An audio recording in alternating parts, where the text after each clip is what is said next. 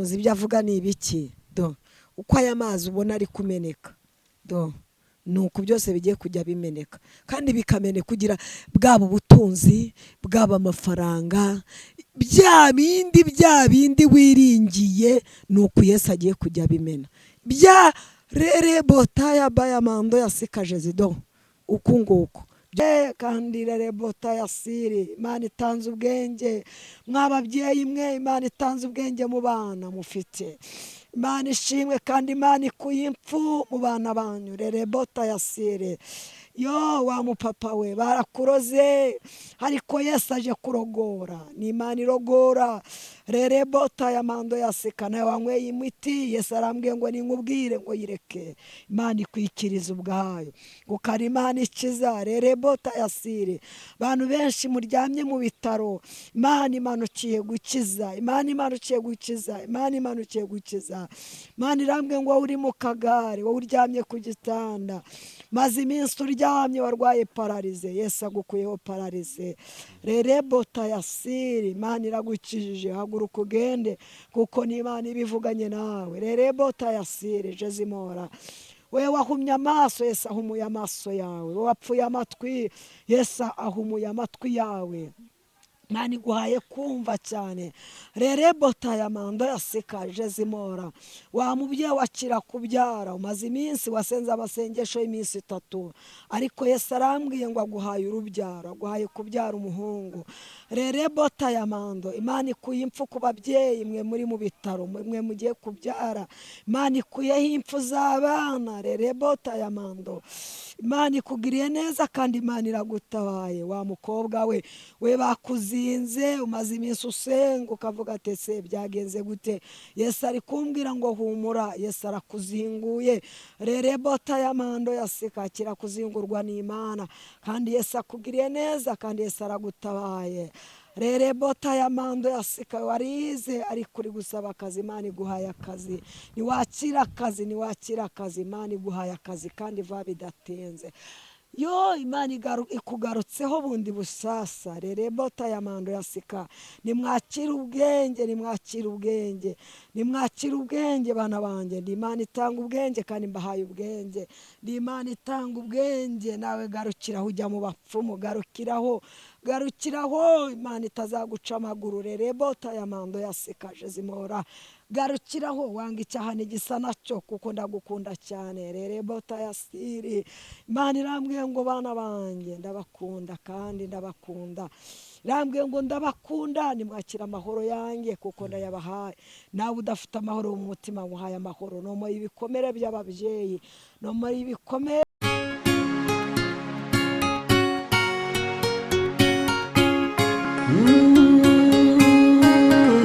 Emana we Yesu we ingoma yawe ni amamare reka tubasuhuze kandi tubifurize amahoro y'Imana umugisha Imana itanga ubane namwe mwese abari mu Rwanda n'abari hanze n'igihugu cy'u Rwanda mwese uko mudahwema kubana natwe mudukurikira umunsi ku munsi tubashimiye rero ko mwateye agatebe kugira ngo tubane kandi twongere kubana n'umuhanuzi w'Imana umukozi w'Imana tumaze iminsi tubana ariko noneho hari haciyeho iminsi tutari kumwe kubera ko yari yaragiye mu rugendo rwo gukorera Imana ariko mbere ya byose dushimye Imana ko twongeye kubonana nta gikuba cyacitse ari amahoro abenshi bari gukora urugendo ntibarusoze uko babyifuzaga abandi bagakora urugendo bikarangira barukoreyemo ibyaha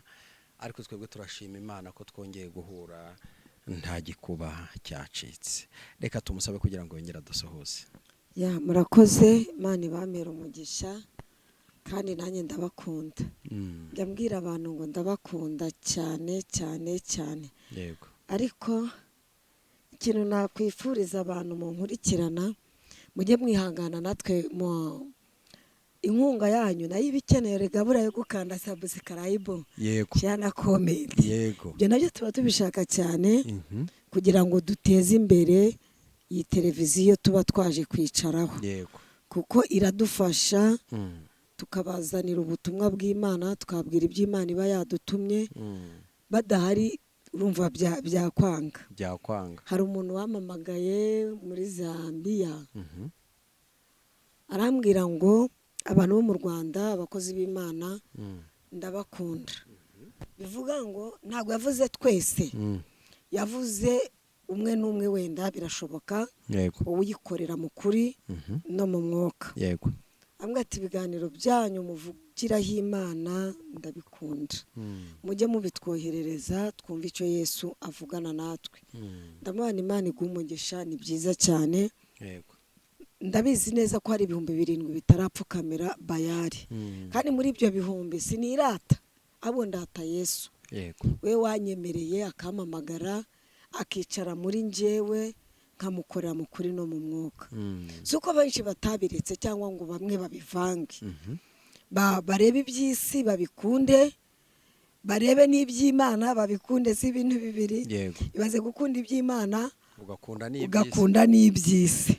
Icyo gihe rero abantu batabizi navango n'abakozi b'Imana, icyo gihe ukunze iby'isi cyane iby'Imana barangije kubyica. Ndi muri ba bagore rero batakunze iby'isi, ahubwo nakunze iby'ijuru kuko nibyo bindyohera. Yesu arandyohera cyane. Amen. Yego. Amen. Kubaho ni Kristo. Kubaho ni Kristo. Gupfa ni inyungu. Gupfa ni inyungu. Umukristo wese w'ukuri. Umukuri mbese ni ukuri. Wemera Imana. Ibyari inyungu bikakubera igihombo. Ngo wabireba ukabibona nk'ibibambwe. Nabireba ku musaraba. Ni ukuri. Nareba bya bindi bamvuga, nareba bya bindi basebya, bavuga ati dore uko gisa, ubwo byose nkabireba nk'ibigize gute. Ibibambwe. Kandi Yesu aravuze ngo ushaka kunkurikira wese yiyange. Ntabwo gukurikira Yesu biba byoroshye.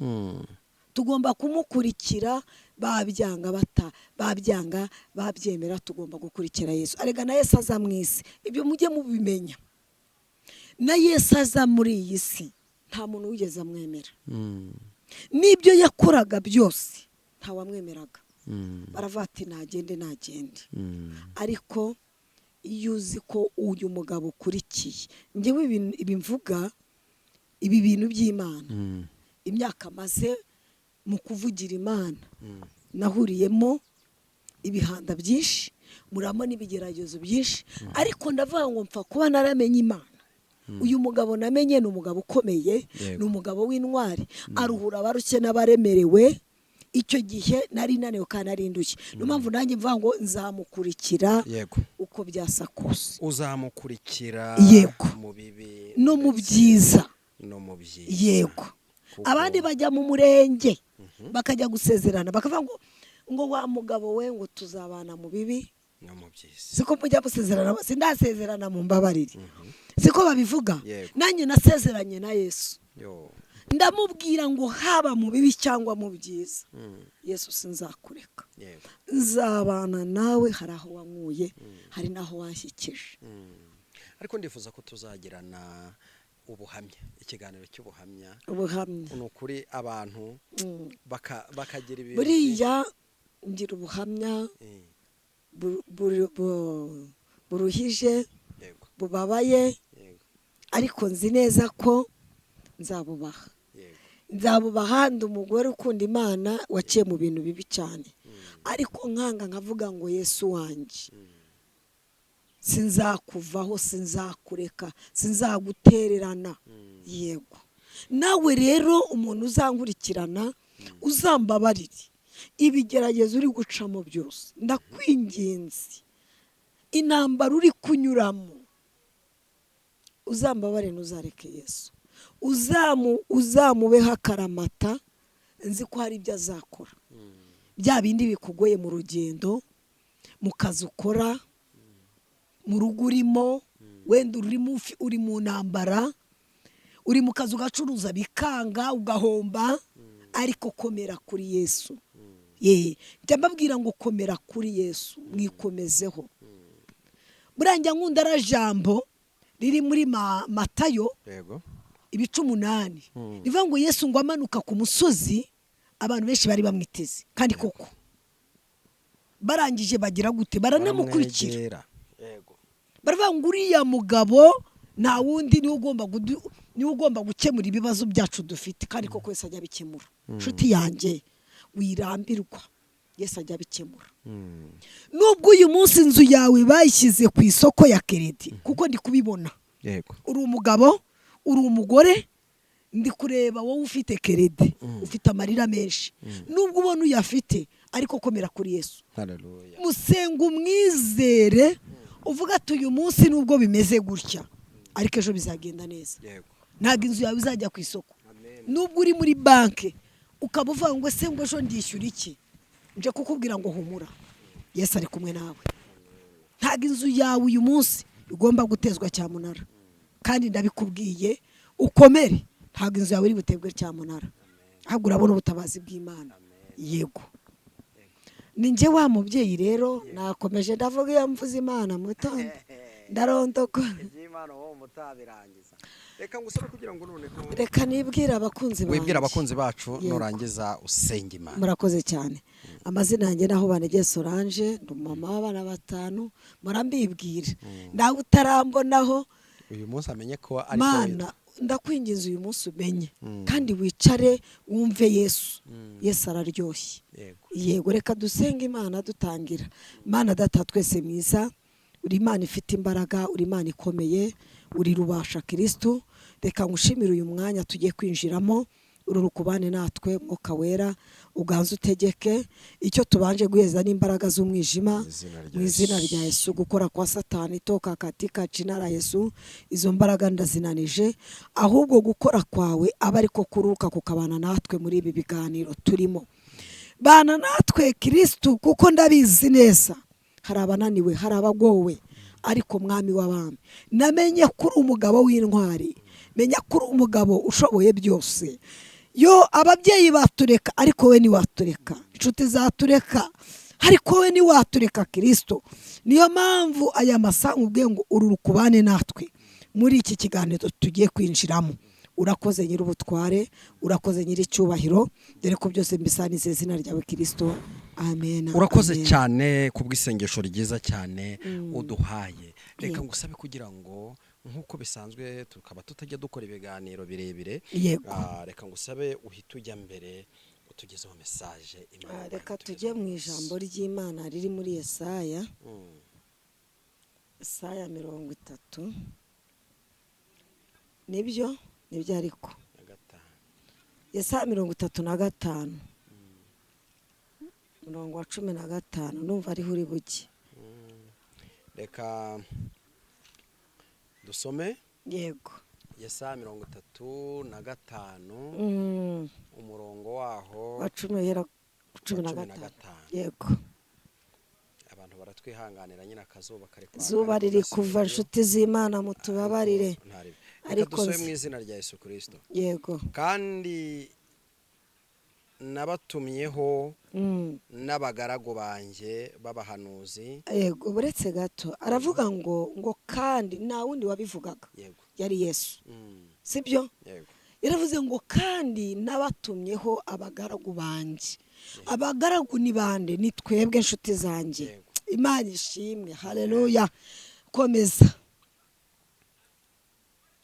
Nkazinduka kare nkabatuma nti. Nkazinduka kare kare, nuko Yesaba yadutumye kare kare. Nkazinduka kare kare. Yego, nkazinduka nkavuga ariko wabivuga hari abari kumva n'abatari kumva. Yesu tugirira ibambe. Komeza. Nimugaruke umuntu wese areke inzira ye mbi. Nimugaruke buri muntu wese areke inzira ye mbi. Ni inzira y'iki? Ni inzira y'ibyaha. Imana ishimwe cyane. Ni bya bindi uri kunyuramo bitari byiza Imana idashaka, ariko Yesu ubu tuvugana akaba ashaka kuca mu nzira nziza, ukareka ingeso mbi. Ese uri umusambanyi? Ese uri umujura? Ese uri umurozi? Nge sinarinzi ko n'umurozi ashaka kugendana uburozi mu nzu y'Imana, akajya kuroga abana b'Imana. Umwigisha yahaguruka agiye kwigisha bakamuroga ahagaze ku ruhimbi. Ntabwo narinzi ko bibaho, ntabwo narinzi ko umudiyakoni mugenzi we yamuroga akamwica agapfa bakamuhamba. Ntago nari nzi ko ibyo byabaho mu nzu y'Imana, ariko Yesu ari kubabwira ngo nimugaruke mureke inzira zanyu mbi. Imana ishimwe. Komeza. mureke inzira zanyu mbi, mwihane ibyaha bihane. Nta kindi bagomba kwihana, bagomba kwihana ibyaha byabo bakora. Buriya barabikora Imana ikabihorera, ariko Imana irabizi. mwihane imirimo yanyu kandi mwe gukurikiza izindi mana ngo muzikorere. Yego, bere gukurikiza izindi mana ngo bagire gute? Ngo bazikorere. Ntago narizi ko umurokore cyangwa umuntu wamenye Imana ajya mu bapfumu akajya gupfumaguza. Ese urajya kubaza iki? Iki Imana itakubwiye ninde muntu wakikubwira? Wa mugore we, iki Imana itakubwiye ku rugo rwawe umupfumu yakikubwira?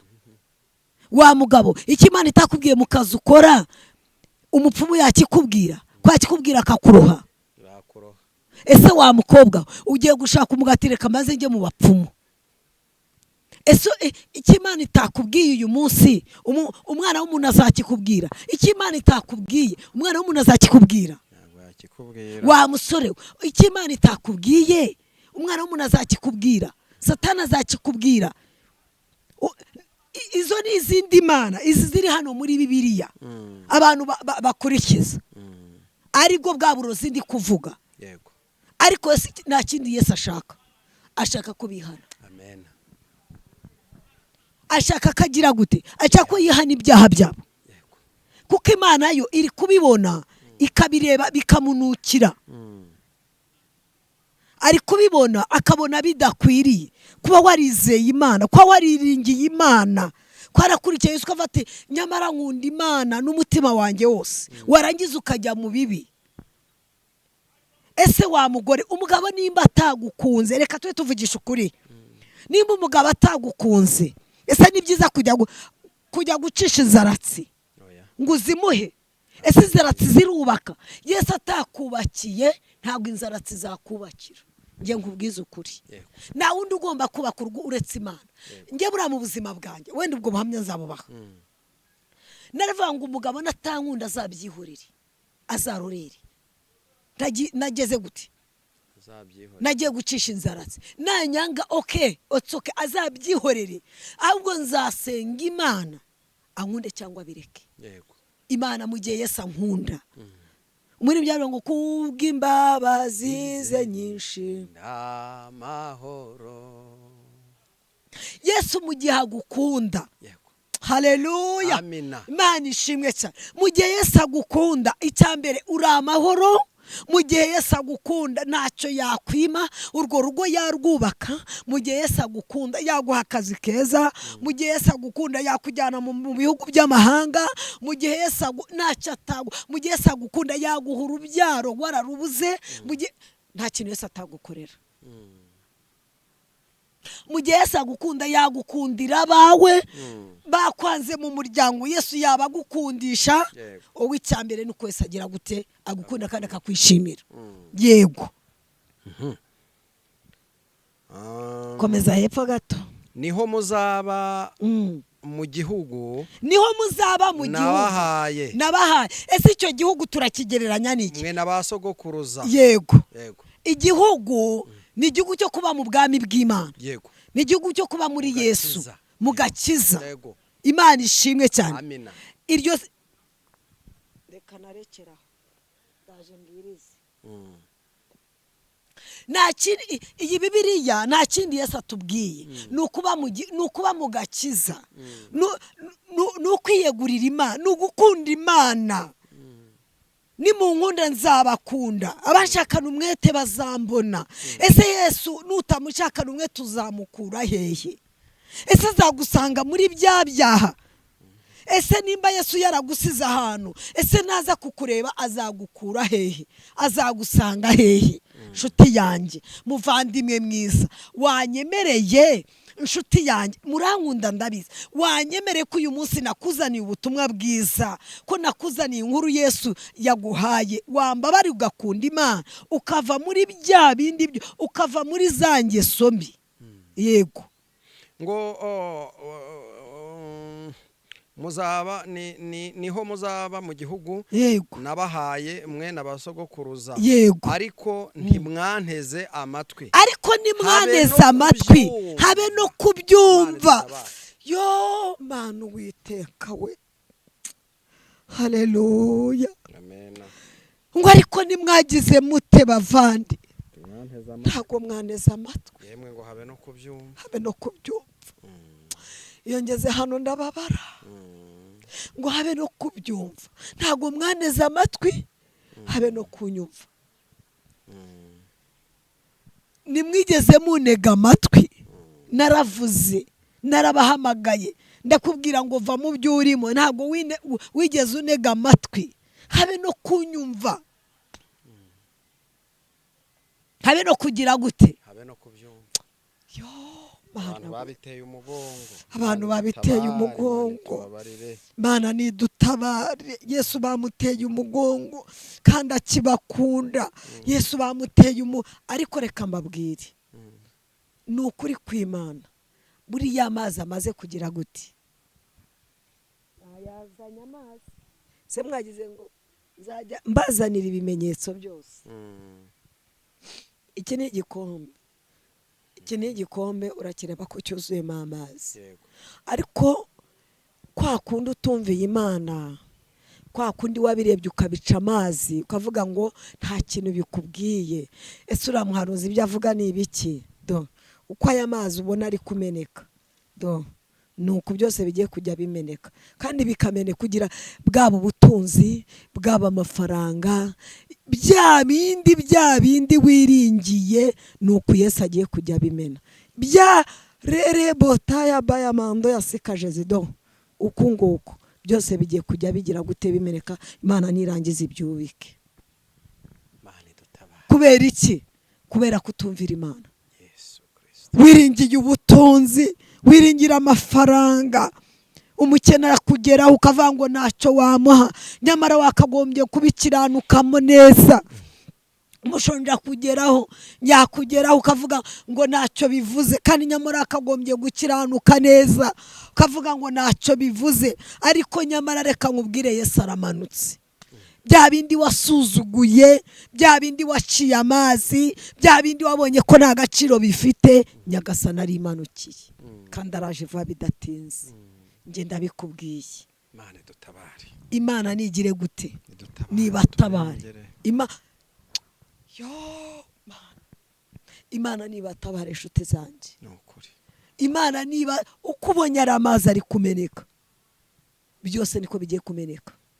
Imana iri kubimena, igiye kubimena, kugira ngo umenye Imana icyo ari cyo. Wararebye uravuga ngo ndaryama heza, ndarya nta kibazo, ariko nyamara ntabwo ariko Imana ikubona. Imana iri kugushaka. Wa mugabo, Imana iri kugushaka. Waba uri umudiyasipora, aho uherereye hose Imana iri kugushaka. Waba uri Burayi, Imana iri kugushaka. Waba uri Amerika, Imana iri kugushaka. Waba uri Burundi, Imana iri kugushaka. Waba uri muri Kongo, Imana iri kugushaka. Waba uri muri Tanzania, Imana iri kugushaka. Wamenye Imana. Mu gihe wamenye Imana, nta kindi, korera Imana, yishake, yivugire. Nicyo Yesu agushakaho. Wikwirebaho. Nta kintu Imana idata, ubutunzi butarimo Imana ntacyo buvuze, aba ari ubusa. Ahubwo nta kindi Imana iri gushaka ngo wowe ngwino uyibe hafi, igire gute, ikugirire neza, igutabare, irwanye ibyakurwanyije, ihiga ibyaguhize, za ntambara ufite izikurwanirire. Haleluya. Uru rubanza ufite, Imana igire gute, irukuburanire. Imana yabwiye ngo uri mu rubanza, kiranuka, Imana ikuburanira urubanza. Kandi abona Imana ikuburanira, ariko nta kindi Imana ishaka kukiranuka. warubatse biranga ariko Imana ije kuguha amafaranga ariko umaze kujya gute kuyikirano. Izera Imana, yizere, uyiringire, uyikurikire. Hari icyo Imana ije gukora kuri wowe. Imana itugire neza kandi Imana itwiteho. Yego. Dore nambaye ubusa ndakwinginze unyambike, sinabasha kwikiza, ndakwingiye kahubuntu, nyuhagire ibyaha, mutabazi negupfa. Imana ishimwe. Reka dusenga. Amazina amaraso byo mu rubavu rwawe binyiza uburyo bwombi, urubanza rw'ibyaha n'imbaraga mbizabyo bye kuzansinda ukundi. Reka dusenga Imana.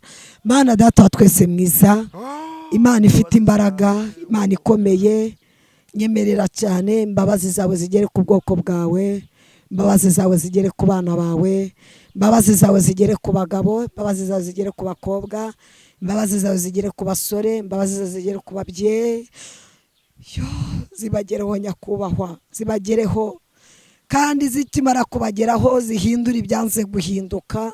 Uwiteka, zihindura ibyanze guhinduka. Kristo mwami w'abami, ndabizi ko bagushaka, ndabizi ko bagukeneye, ariko nyemerera imbabazi zawe Kristo tayasirije zimora zibagereho kandi zibagaragareho cyane, babone ubwiza bwawe, babone gukora kwawe, babone ineza yawe. Mwami w'abami, urakoze mwami, urakoze kubwo babariye abana bawe. Imana ishimwe, Imana ishimwe, Imana ishimwe. We mutima urira uze kwa Yesu, amakuba yawe mubwire buhoro ibikuriza, we kugira ubwoba. Bwira Yesu byose n'inshuti. Imana rere bota yasire. Imana irambwiye ngo bwira Yesu ibyawe, mubwire bya bindi biri kukuriza, mubwire bya bindi biri kugutakisha. Rere bota ya mando yasikajezi. Imana irambwiye ngo nimumve bwoko bwanjye, arabwiye ngo ndabababariye, ariko arababwiye ati bana bange, ati bwira Yesu byose. Hari bya bindi bikuririje, hari za ntambara ziri kukuriza, hari bwa bukene buri kukuriza, hari ya madeni ari kukuriza. Rere bota ya mando yasikajezi. Uwiteka arakubwiye ati humura, wari kumwe nawe kandi aramanutse kandi uramubonye. Kandi Yesu arakubwiye ngo amanukanishije ubutabazi, aragutabaye kandi agutegeye amaboko. Rere bota ya mando, Yesu agutegeye amaboko, arakwakira. Hari amarembo yawe yari yarafunzwe, Yesu arayafunguye. Rere bota ya mando yasikaje zimora, arakubwira ati niwumve mwana wange, ya marembo yari yarafunzwe Uwiteka arayafunguye. Ka kariba kawe kari karafunzwe, Yesu arongera agapfukuye. Wa mubye wa mupapa we niwakire ubwiza bw'Imana, niwakire gukora kw'Imana, niwakire ubutabazi bw'Imana. Kandi atayabayamando, Yesu aragukunda, Yesu aragukunda, Yesu aragukunda, Yesu aragukunda, Yesu arakwakiriye. kandi rere bota yasiri. Imana itanze ubwenge mw'ababyeyi mwe, Imana itanze ubwenge mu bana mufite. Imana ishimwe kandi Imana ikuye impfu mu bana banyu. Rere bota yasire, yo wa mupapa we barakuroze ariko Yesu aje kurogora, ni Imana irogora. Rerebota ya mando yaseka nawe wanyweye imiti, Yesu arambwiye ngo ninkubwire ngo yireke, Imana ikwikiriza ubwayo kuko ari Imana ikiza. Rerebota yasire, abantu benshi muryamye mu bitaro, Imana imanukiye gukiza, Imana imanukiye gukiza, Imana imanukiye gukiza. Imana irambwiye ngo wowe uri mu kagare, wowe uryamye ku gitanda maze iminsi uryamye warwaye pararize, Yesu agukuyeho pararize. Rerebota yasire, Imana iragukijije, haguruka ugende kuko ni Imana ibivuganye nawe. Rerebota yasire Jezimora, we wahumye amaso, Yesu ahumuye amaso yawe. We wapfuye amatwi, Yesu ahumuye amatwi yawe. Imana iguhaye kumva cyane. Rerebota ya mando yaseka Jezimora, wa mubyeyi wakira kubyara, umaze iminsi wasenze amasengesho y'iminsi 3 ariko Yesu arambwiye ngo aguhaye urubyaro, aguhaye kubyara umuhungu. Rerebota ya mando, Imana ikuye impfu ku babyeyi mwe muri mu bitaro, mwe mugiye kubyara, Imana ikuyeho impfu z'abana. Rerebota ya mando, Imana ikugiriye neza kandi Imana iragutabaye. Wa mukobwa we, we bakuzinze, umaze iminsi usenga ukavuga ati se byagenze gute, Yesu ari kumbwira ngo humura, Yesu arakuzinguye. Rerebota ya mando yaseka, kirakuzingurwa n'Imana kandi Yesu akugiriye neza kandi Yesu aragutabaye. Rerebota ya mando yaseka, warize ari kuri gusaba akazi, Imana iguhaye akazi. Niwakira akazi, niwakira akazi, Imana iguhaye akazi kandi va bidatenze.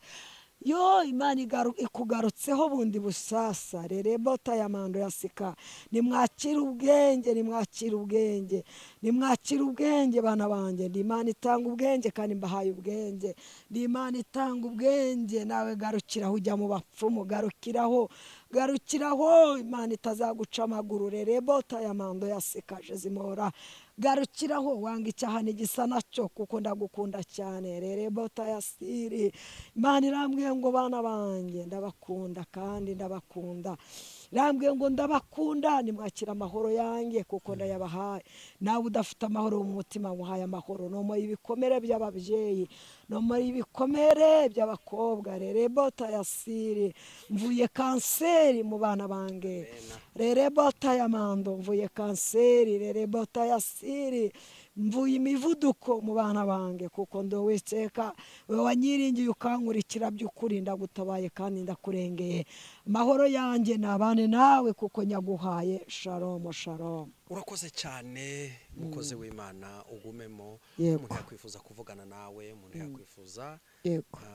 no kugira icyo akubwira, Imana imwemeje, Yego. uramutse nimero yawe ya telefone. Murakoze cyane. Nomero yanjye ni 079 597 8207.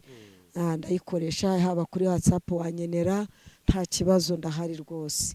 Wakoze cyane kubana natwe. Yego. Kandi Imana iguha umugisha. Yego. Naho ubutaha nawe inshuti yacu wari udukurikiye, utarakora subscribe ukora subscribe. Yego. Hamagara umukozi w'Imana agusengere. Yego. Umwe mu bakozi b'Imana bahagaze neza, ntabwo ari nk'ababandi. Ni ukuri. Ni ukuri kandi ndabizi ko ibintu byose bizagenda neza.